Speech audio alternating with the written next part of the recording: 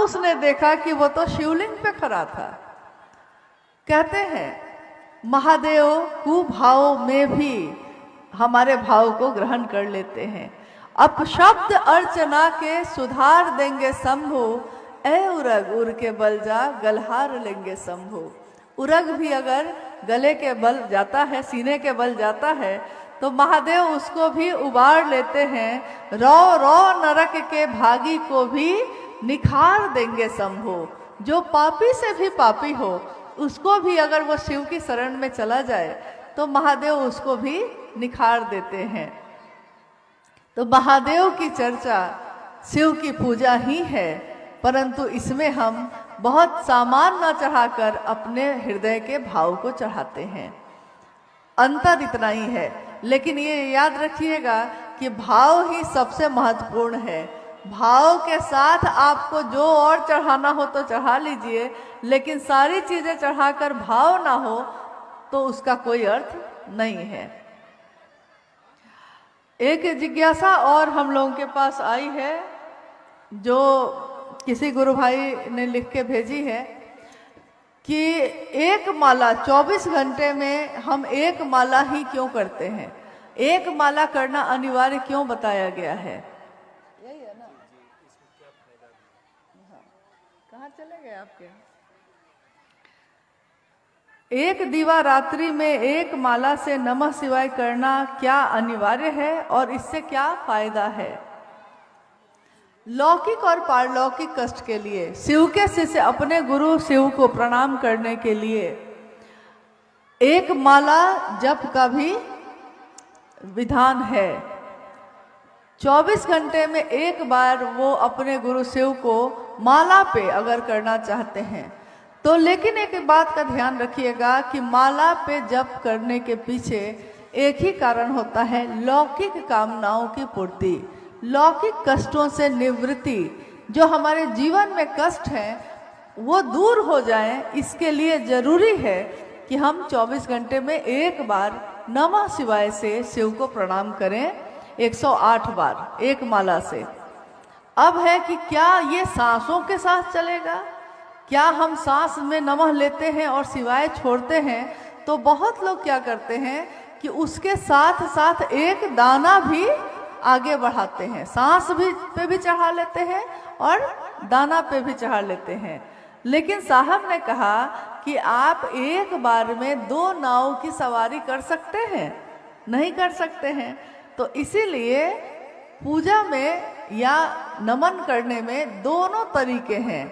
लौकिक कामनाओं की पूर्ति के लिए माला पे जप का तरीका है, तो उसका आपकी सांसों से कुछ लेना देना नहीं है। आप मंत्रानुक्रम से, यानी एक दाना एक दाना एक दाना आगे बढ़ाते बढ़ाते नमः शिवाय से शिव को प्रणाम करने की कोशिश करते हैं, शिव को प्रणाम करते हैं। और शिव के शिष्यों के लिए सर्वोत्तम विधि मानी गई है अजपा जप, जो सांसों पे हम करते हैं। सांस पे आप टुकड़े टुकड़े में भी कर सकते हैं।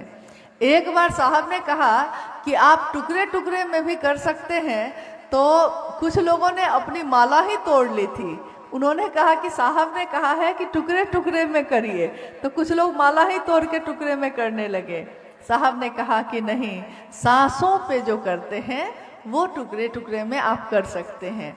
यानी 24 घंटे में जब आपका मन महादेव पे टिके, जब आपको लगे कि महादेव को प्रणाम कर लेते हैं, महादेव आपको प्रणाम, इसके लिए आपको किसी साधन की जरूरत नहीं है। इसके लिए बस आपकी सांस ही पर्याप्त है। सांसों पे नमः सोचे शिवाय गया, महादेव को प्रणाम है। ये चलते फिरते उठते बैठते सोते जागते हम कभी भी किसी भी क्षण कर सकते हैं, क्योंकि सांस एक ऐसी माला है जो हमारे जन्म से शुरू होती है और शरीर की मौत पे ही खत्म होती है। सांसों की माला पे जप लूं मैं शिव का नाम। सांसों की माला पे मैं क्या जपूं? शिव का नाम जप लूं। क्या पता सांस सांस में नाम ले, वृथा श्वास मत खो, न जाने इस श्वास का फिर आना हो कि ना हो। क्या जाने हम कि सांस फिर आएगी कि नहीं आएगी। अभी जो आई है तो जो लौटेगी तो फिर आएगी कि नहीं हम नहीं जानते। तो हर सांस पे महादेव को प्रणाम हो सके, इससे सुंदर विधा और कुछ भी नहीं है। चलिए एक जिज्ञासा और है दीदी। अच्छा, इनका एक और है। ये बेबी दीदी है ब्रह्मपुर से। नमन करते समय शायद दीदी का चरण या चेहरा सामने आ जाता है, ये ठीक है या क्या बताने का प्रयास? ऐसा बहुत लोगों के साथ होता है। नमन करते समय साहब दीदी का चेहरा सामने आ जाता है, मतलब महादेव का नमन करने बैठते हैं, चेहरा साहब दीदी का आ जाता है। ये सही है या गलत? ये स्वाभाविक है, क्योंकि जब हम नमन करने बैठते हैं तो हमको ये याद रहता है कि किसके कारण ये महामंत्र मुझको मिला है। तो जिनके कारण मिला है हमको उनकी भी याद आ जाती है। तो उन्हीं से कहिए कि जरा हमको महादेव का भी दर्शन करा दीजिए साहब। साहब ने ही तो महादेव का दर्शन कराया है, तो इसमें गलत क्या है? परंतु अगर आप सीधे महादेव का दर्शन नहीं कर पा रहे हैं, महादेव पे मेरा मन नहीं टिक रहा है, तो इसी बात को साहब और दीदी से कहिए कि साहब आपने जो कहा है मुझको वो करना चाहिए। गुरु की दया मिलती है गुरु आदेशित अनुसार करने भर से। तो गुरु के आदेश, जैसे हम लोगों में से बहुत लोग शिव चर्चा सब करते हैं, महादेव से दया भी मांगते हैं, महादेव को प्रणाम भी करते हैं, लेकिन शिव चर्चा करना किसके अनुसार है? जैसा महादेव ने साहब को कहा, साहब ने हम लोगों को कहा, तो हम लोगों को करना उनके अनुसार है। हम लोग करने लगते हैं अपने अपने अनुसार। तो जब अपने अपने अनुसार करेंगे, जैसे हम चिकित्सा में डॉक्टर को जाते हैं अपने शरीर की बीमारी दिखाने, डॉक्टर कहता है कि मेरे अनुसार दवा खाने। किसके अनुसार दवा खाते हैं? डॉक्टर के अनुसार ना। डॉक्टर कहता है कि सुबह ये गोली खाना, शाम में ये गोली खाना। तो हम डॉक्टर के अनुसार ही शरीर की चिकित्सा करते हैं। हमारे मन के चिकित्सक है शिव गुरु मेरे। तो मेरे गुरु मन की चिकित्सा करेंगे, इसके लिए हमको चलना होगा उनके आदेश के अनुसार ही। शिव की चर्चा शिव के लिए करनी होगी, अपनी स्थापना के लिए नहीं। हमारी और आपकी बहुत सारी अनुभूतियां होती हैं। अगर हम कहने लगे कि मेरे जीवन में ये अनुभूति है, ये अनुभूति है, तो आप उस आदमी को पकड़ लीजिएगा जो ये कह रहा है। स्वाभाविक है, जो प्रत्यक्ष दिखता है उसी को लोग पकड़ते हैं। बहुत लोग ये भी कह देते हैं कि मैं साहब का नज़दीकी हूँ, मैं साहब का नज़दीकी रहा हमेशा, साहब ने मुझसे सिर्फ ये कहा, साहब ने, मैं था और सिर्फ साहब थे। तो ऐसे लोग अगर मिले तो समझ जाइएगा कि भाई ये गुरु भाई तो नहीं है, मेरे गुरु बहन तो नहीं है। क्योंकि कोई गुरु भाई गुरु बहन अगर उसने साहब और दीदी से कुछ प्राप्त किया है तो वो अपनी अनुभूति तो बताएगा, लेकिन वो आपके रास्ते को मोड़ेगा उस तरफ जिधर से महादेव का रास्ता जाता है। अपने तरफ नहीं रोकेगा, वो अपने घर में नहीं बैठाएगा कि मेरे मुझसे मिलना जरूरी है, चलिए अमुक भैया के यहाँ क्या चर्चा करते हैं, वो बड़ा अच्छा समझाते हैं। तो अमुक भैया से अच्छा है, मुझको जो लगता है कि अगर घर ही किसी के जाना पड़े तो सबसे अच्छे गुरु भाई हम लोग के हमारे वरेण्य गुरु भ्राता ही हैं। तो हम घर भी जाएं तो उन्हीं के जाएं, और बात पे भी चलें तो उन्हीं के चलें। मिलना ही चाहते हैं तो कब आपने चाहा और वो आपसे नहीं मिले? जो मिलना चाहता है वो उससे मिलते हैं हमेशा। ये अनुभूति कितने गुरु भाई गुरु बहनों की है। जब भी एक गुरु भाई ने तो यहाँ तक कहा कि निर्दोष उसको एक केस में फंसाया गया था, निर्दोष था, वकील ने कह दिया उसको कि आज कोर्ट में जाइएगा तो लौट के नहीं आ पाइएगा, और ये कहता है कि मैं निर्दोष था, मैंने कुछ नहीं किया था, मुझको गलत फंसाया गया। परंतु सबूत ऐसे थे, गवाह ऐसे थे। घर से जब निकला कोर्ट जाने के लिए तो उस गुरु भाई ने कहा कि मैंने महादेव के सामने प्रणाम किया, साहब को प्रणाम किया और दीदी को प्रणाम करने लगा ना, माँ को, माँ नीलमानंद जी को जब प्रणाम करने लगा तो उन्होंने कहा कि मुझको जोर से रुलाइए। माँ को देख के तो कोई भी रोता है। तो रोने लगे जोर से और उन्होंने कहा कि माँ आप तो जानती हैं कि मैं निर्दोष हूँ, मैंने कुछ नहीं किया है, परंतु वकील कहता है कि कोर्ट से ही मेरी गिरफ्तारी हो जाएगी। अब आप ही सहारा हैं, अब आप ही मुझको बचा सकती हैं, आप ही महादेव से कहिए, आप ही साहब से कहिए। और कहकर आंसू पोंछते हुए वो गुरु भाई कोर्ट चले गए। कोर्ट में जब पहुंचे, वकील ने कहा कि अभी थोड़ी देर बाद आपका केस आएगा, तब तक चाय पीना है तो चाय पी लीजिए। वो एक चाय की दुकान पे बैठकर चाय पीने लगे। चाय पी ही रहे हैं कि तब तक एक वृद्ध महिला, और वो कह रहे हैं कि वृद्ध महिला लाल पार की साड़ी पहने हुए आई हैं और कहती हैं बेटा चाय हमको भी पिलाओ। इनका मन तो दुखी था, आहत था। तो इन्होंने कहा, गुरु भाई ने कहा कि मैंने कहा कि क्या माँ जी मैं बहुत परेशान हूँ, हमको अभी परेशान नहीं करिए। उस महिला ने कहा मुझको इतनी दूर से बुला लिया और एक कप चाय भी नहीं पिलाता है। इनको एकदम झटका लगा। गुरु भाई ने कहा कि मुझको लगा जैसे कौन है ये, और जैसे ही मैं उनके तरफ देखने लगा कि तब तक वकील ने कहा कि आपका केस का समय आ गया, आइए इधर। वो अंदर गए और जाते जाते उन्होंने कहा माता जी आप कहीं मत जाइएगा, मैं अभी आता हूँ, इनको चाय पिलाओ, मैं अभी आता हूँ। कह के वो कोर्ट में चले गए।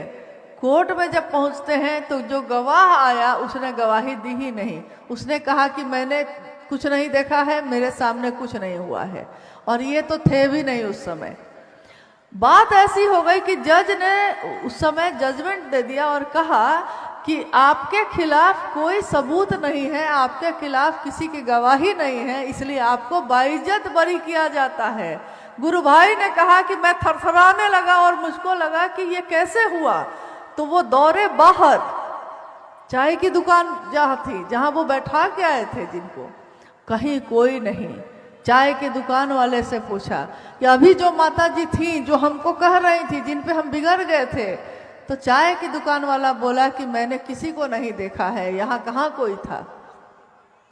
अब वो गुरु भाई मुझको मोतिहारी में मिले, रक्सौल के रहने वाले थे। उन्होंने रोते रोते ये कहा कि दीदी मैंने अनुभूत किया है कि जब जब मैं निर्दोष हुआ और माँ और साहब ने मुझको बचाया है, वो कृतज्ञ होता है जो किसी के एहसान को भूल जाए। साहब और दीदी ने किसी के लिए क्या नहीं किया, सबके लिए किया। किसके लिए नहीं किया? अपना सर्वस्व दिया, महादेव की शिष्यता दी। उन्होंने कभी नहीं कहा कि हाँ मुझसे मिलना जरूरी है, साहब ने कभी नहीं कहा कि मेरा नाम भी लेना जरूरी है, परंतु शिव का शिष्य कृतज्ञ होता है, एहसान मानता है। वो शिव का शिष्य हो ही नहीं सकता जो एहसान नहीं मानता हो। तो साहब ने नहीं कहा, परंतु हमारी शिव की बात पूरी ही नहीं होती अगर हम उनकी बात ना करें, जिन्होंने साहब ने, दीदी ने महादेव से मिलवाया है। तो साहब और दीदी की दया, महादेव की असीम दया हम सब पे बरसती रहे, यूं ही बरसती रहे। ये शिव शिष्यों की बगिया ऐसे ही पल्लवित पुष्पित होती रहे। रोज नए नए फूल खिलते हैं। न जाने कौन कहाँ इस समय कितने लोगों के नाम की घोषणा कर रहा होगा, हम नहीं जानते। शिव के नाम की गूंज उठ रही होगी और साक्षी हर जगह साहब स्वयं है। साहब ने स्वयं कहा कि मैं इसका साक्षी बनूं। महादेव से कहा, महादेव आपके नाम की गूंज उठे और मैं इसका साक्षी बनूं। आज का ये कार्यक्रम भी या दुनिया में कहीं कहीं भी अगर महादेव की बात हो रही है इस क्षण में या अगले किसी क्षण में होगी, उसके साक्षी स्वयं साहब होंगे ही होंगे, इसमें कोई शक नहीं है। आज हम सब महादेव की दिशा में बढ़ रहे हैं। मेरा यही निवेदन है, हम लोगों के यहाँ आने का भी उद्देश्य यही है कि आपके जीवन में आपने जो किया होगा सो तो किया होगा। महादेव नहीं कहते हैं कि मेरे लिए करो, महादेव नहीं कहते हैं कि मुझको प्रणाम करो। कोई सज्जन, कोई साधु ऐसा नहीं बोलता, तो महादेव कैसे बोलेंगे? परंतु हमारा क्या कर्तव्य है? हम महादेव की दुनिया में रहने वाले लोग, लेकिन हमारी दुनिया में महादेव क्यों नहीं है? ये साहब की पीड़ा है। उन्होंने कहा आपके छोटे छोटे घर हैं, छोटा छोटा परिवार है, एक मकान बनाया है आपने, लेकिन आप कहते हैं कि ये मेरा है, ये मेरा है। आप थोड़ा अपने घर से बाहर निकलिए, आकाश को देखिए और आप देखिए कि ये महादेव का आकाश है और इसी आकाश के तले आप रहते हैं। महादेव की दुनिया में आप रहते हैं। आपकी दुनिया में वो महादेव रह सके, इसके लिए महादेव से दया मांगिएगा। चलिए, आज आप लोग ने बड़ा अपना समय का दान दिया है और हम सबों ने इसका सौभाग्य पाया है कि अपने गुरु के लिए आज पाकुर की इस धरती पे आने का सौभाग्य मिला है। आप सभी के चरणों में मेरा प्रणाम है, आप सभी को मेरा प्रणाम। अभी हम लोग सुन रहे थे जी, तो आप लोग कृपया शांत चित्त होकर बैठें और